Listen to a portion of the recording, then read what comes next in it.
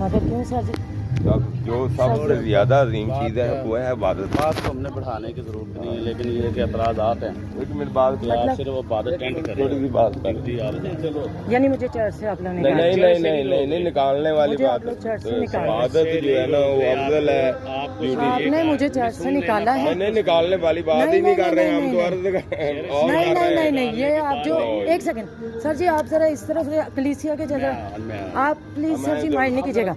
हाँ जी, आप है ना मिशन के, आप मुझे एतराज कर रहे हैं, मुझे निकालने में मुझे पता चल गया है, मेरी बात सुन लेते मुझे सारा पता चल गया। आप मेरी बात सुनिए। बात चल रही है कि जी अपने मैडम को चाहिए कि तुम इसको अपने चर्च की बात करें। नहीं, ये देखें, ये मुझे चर्च से अभी इन्होंने फिर निकाला है सर जी, इन्होंने मुझे चर्च से निकाला है।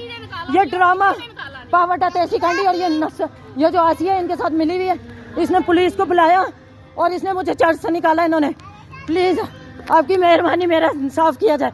इन्होंने फिर मुझे चर्च से निकाला है, सबने मिलके इन्होंने मुझे चर्च से निकाला है, फिर इन्होंने मुझे चर्च से निकाला है।